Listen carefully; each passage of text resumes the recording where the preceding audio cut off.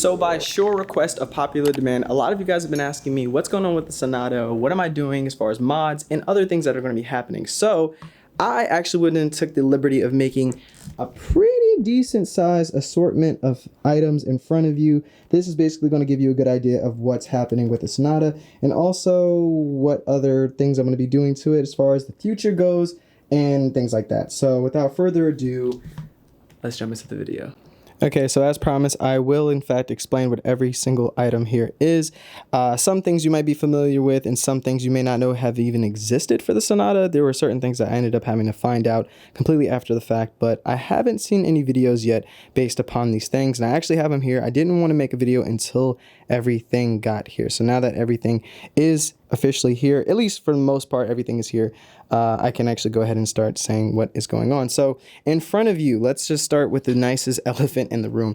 This right here are fog lights. Now I'm going to throw a picture up every time I kind of point something out here on the table, and also the official things of what, or at least more so the goal of what I'm trying to achieve here by doing any of these mods. So these are actual fog lights that are going to be sitting in front of where the front grille is. And honestly, I don't know if you guys remember, if you watched the previous video where I said, why doesn't Hyundai make fog lights for this thing?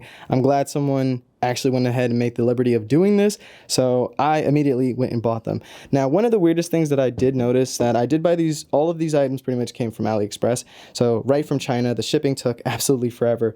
I noticed here, this is exactly how it is supposed to be, where it's everything is straight. And I noticed that this one has like a weird kind of like curves to it on this other panel piece, but it doesn't feel like it's warped in any way, shape, or form. It feels like it was just the molding of how they did it.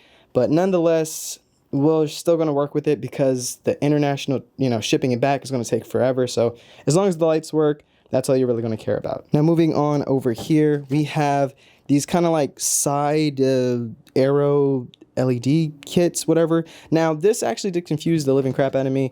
So if you were like me and you were confused, I was also confused about this. Basically, there's a picture on eBay where there's a similar product that, there's a front vent kind of thing. And I assumed that that would work for this. And again, after seeing everything and seeing what the front vents are, it doesn't fit at all. So basically what I'm going to be doing, seeing how I still like that idea of having the front vents kind of have some type of glow to it, because you know how I love my LEDs, what I'm going to be doing is, since this thing has a pretty aggressive or decent sized scoop on the edge, I'm going to be installing LEDs facing inward, so that way I'll have a sequential kind of lighting setup wherein the lights kind of point right through. So basically when you see the fog lights in person, these are probably going to be swapped out for some custom RGB ones, but at least in the fronts, you'll still have a hint of glow coming through the vents, and these are actually going to sit completely flush on the side where the active arrow is. Now, for those who are enthusiasts and know how to solder, this will give you a good idea of the housing, because they don't really have pictures showing the back section of any of these products, so you'll never really know what it looks like. I still have the plastic on there, but they basically just look like that. And then they have, I don't really know what cable that is or exactly if it can get into focus, but basically I have no freaking clue what cable that is, but I do know the blue and yellow are for the sequential lights. So the red, this clip right here should in theory be for the actual lights to turn on, and these should be for the turn signals to make them sequential and all that good stuff. And it's pretty much the exact same story for these guys, where it has this just in order to make the lights work themselves. And oh, actually, yeah, so it came with this. The fog lights came with this giant massive kit where you have your controller, you have your, fuse tap, where you can basically, there's instructions on how you can like tap into your actual fuse box. So that would be an easier process. And obviously the harness for the sequential lights are all in there as well. Now these also came with a similar kit. It didn't come in a bag, but whatever. It's the same exact kit, just without the massive controller box, but exact same setup for this kit right here.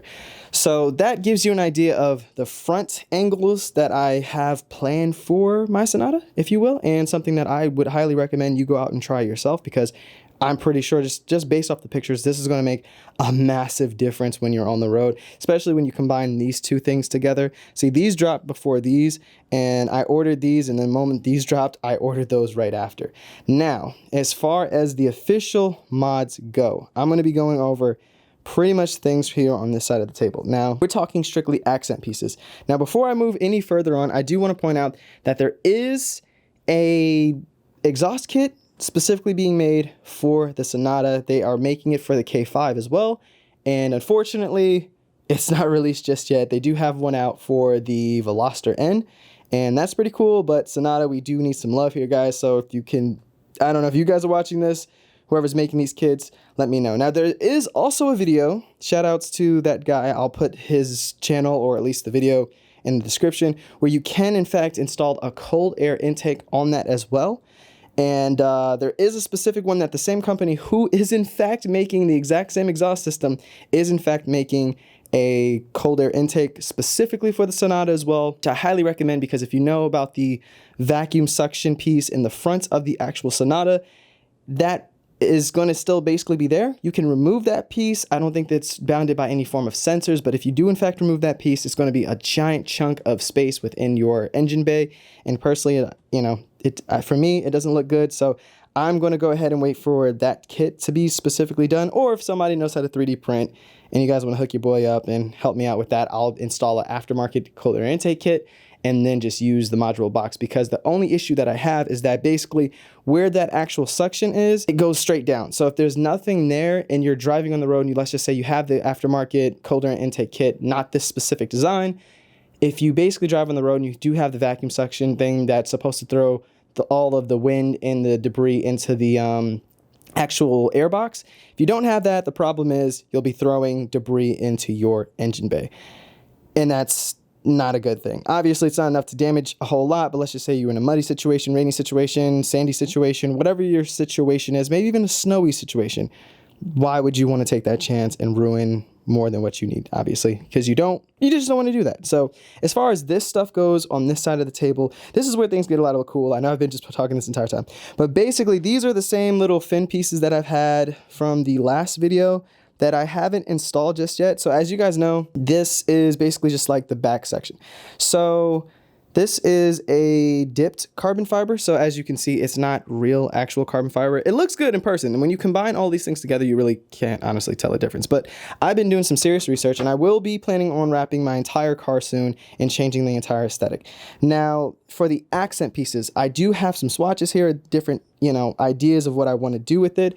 So let me know in the comment section which one you think honestly I should probably go with, because I do want your actual opinion. So over here, I don't remember what this brand is. Okay, so this is actually 3M. Cool. We have a forged matte carbon fiber design. Wasn't a huge fan of these because I feel like in person you can kind of tell, especially if there's enough of it, you can really kind of tell that this is not real carbon fiber, obviously. Now we have the gloss, a little bit better. I will say I have seen some cars with the real forged carbon fiber and this design, and it is a little hard to tell when they are compared together. Now, this is a cool design. This is from 3M, so that gives you a good idea. 3M is obviously a reputable company. Now, the other thing I have down here is we have Vivid's design of the forged carbon fiber. Now, my phone and laptop is actually wrapped in this material as well. So I do F's with the vision. It does look good. Honestly, you can't really beat that. It's a nice little textured thing, and the reflections are beautiful. Now we can go classic. This is an 8D premium carbon fiber. Now I do have the design of the Tesla top that I obviously never got an opportunity to install. I do have plans for this as well, but this will give you an idea of, this is actually real carbon fiber. So this will give you a real idea of what the carbon fiber would look like, and this is obviously with all the coating and everything. Now, trying to do this all at the same time is never easy. So the camera obviously is really not doing it a whole lot of justice, but in person, I'm telling you guys, you realistically can't see the difference between that weave. And because the way the reflections are coming off of this particular vinyl sample, I have a lot of this. So I'm really been leaning more towards this because it honestly looks the best compared especially to real actual carbon fiber. But yeah, so let me know exactly what you guys think as well, because that'll give me a best idea. Now, if we want to go absolutely extreme, this is Vivid's newest, or their last one that they created, their forged carbon. Now, I'm pretty sure a few of you guys have seen this online. I've seen this. It is something that videos does not do this thing justice. In person, it is ridiculous how this looks. Now, it's a little bit more obvious. I feel like if you stretch this out just right, you could really pull this off, but honestly, I couldn't really even say that this is a forged carbon look because it's just too much. But it does look really extreme, and I am trying to go a little bit overkill on this next design. So those are the current swatches that I do have. Let me know what you think. Should I do the matte gloss forged carbon? This is 3M. Just comment down below, like do the 3M, and then to say matte or gloss, and then or do vivid, which is their carbon fiber series. And then they have, well, this is we could just say, you know, 1 right here for this forged carbon from Vivid, because these are actually both from Vivid. So just say 1 for that one and 2 for the more extreme. Or for my peoples out there who likes the classic carbon fiber look, just type in 8D and I will count up those votes and see which one does a better design. And also I'll be wrapping, when I actually get an opportunity to take that chance, when I order a big roll of each one, I'll wrap these in it as examples first to give you guys a much better idea of what that is. But just based on the table alone, so yeah, this is pretty much what I have in front of you for right now. Okay, so this is Eddie in the editing room. I'm in the future if you're watching this right now. I'm gonna be dropping part 2 because I didn't want to make a 30-40 long minute video and nobody really wants to see that. So as always guys, go in the comment section down below, let me know which samples I should pick for my actual accents, and as always guys, I'll see you in part 2 and as well as in the next one. So peace.